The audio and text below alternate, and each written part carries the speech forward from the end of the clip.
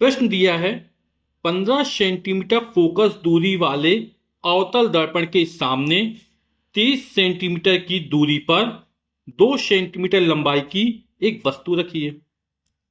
बनने वाले प्रतिबिंब की स्थिति, प्रकृति तथा आकार ज्ञात कीजिए। तो जो अवतल दर्पण है उसकी फोकस दूरी कितनी दी रहा है? 15 सेंटीमीटर दे रहा है। फोकस दूरी किससे लिखते हैं? एफ से लिखते हैं। तो एफ का मान कितना है? 15 सेंटीमीटर। और चिन्ह परिपाटी के अनुसार जो अवतल दर्पण की फोकस दूरी होती है वो हमेशा कैसी होती है? ऋणात्मक होती है। 30 सेंटीमीटर की दूरी पर अवतल दर्पण से, है ना, तो अवतल दर्पण से जो वस्तु की दूरी होती है वो किससे लिखी जाती है? यू से लिखी जाती है।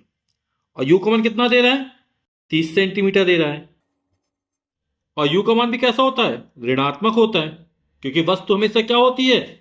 दर्पण के बाईं तरफ रखी जाती है। ठीक है।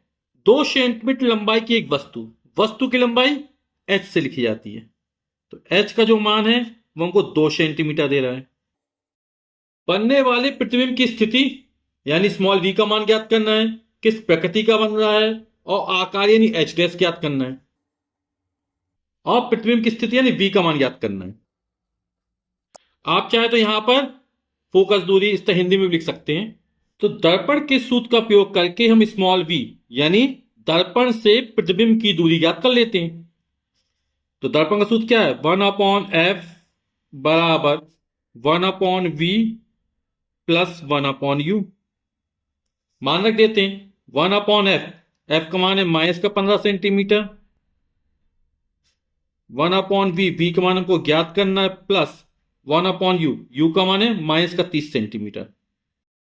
तो 1/v का पक्षांतर इसका पक्षांतर कर ले तो चिन्ह बदल जाएंगे। ये प्लस का 1/v बराबर इस तरफ आए तो माइनस 1/v हो जाएगा, बराबर ये उस साइड है तो प्लस हो जाएगा।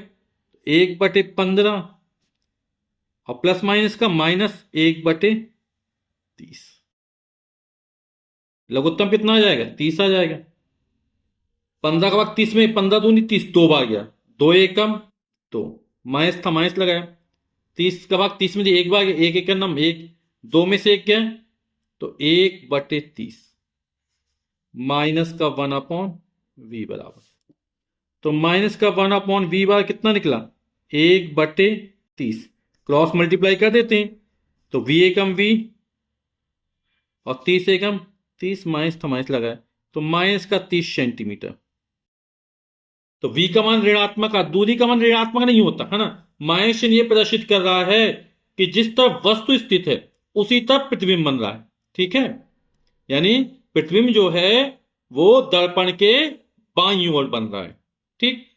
तो ये जो प्रतिबिंब बने कैसा बनेगा? वास्तविक बनेगा। और वस्तु के सापेक्ष कैसा बनेगा? उल्टा बनेगा। तो हम आवर्धन ज्ञात कर लेते हैं।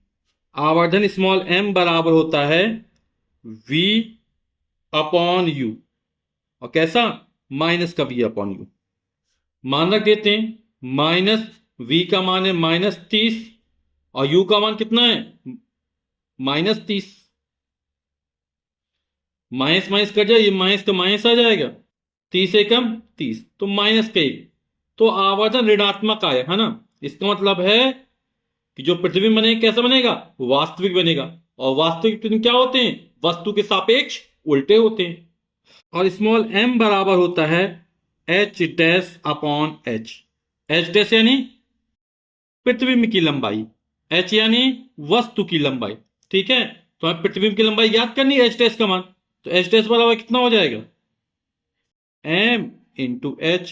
मान रख देते हैं m का मान अभी -1 निकाला और h का मान कितना है? वस्तु की लंबाई, और वस्तु की लंबाई हमको 2 सेंटीमीटर दे रहा है। ठीक। तो 2 एकम 2, ये हो जाएगा -2 सेंटीमीटर। -2 माइनस चिन्ह आया ना, मतलब इसका मतलब ये है कि प्रतिबिंब कैसा बन रहा है? उल्टा बन रहा है ना। मुख्य अक्ष से नीचे की ओर बन रहा है। ठीक। वस्तु के सापेक्ष क्या बन रहा है? उल्टा बन रहा है। लंबाई कभी भी ऋणात्मक नहीं होती है, लेकिन माइनस चिन्ह से पता चल जाता है कि प्रतिबिंब की प्रकृति किस प्रकार की है। तो जो प्रतिबिंब बन रहा है, प्रतिबिंब दर्पण से 30 सेंटीमीटर की दूरी पर, v का मान कितना निकला? 30 सेंटीमीटर, वस्तु की ओर बन रहा है। वास्तविक बन रहा है, वस्तु के सापेक्ष उल्टा बन रहा है तथा वस्तु की लंबाई के बराबर बन रहा है। ठीक, यही हमारा उत्तर हो जाएगा।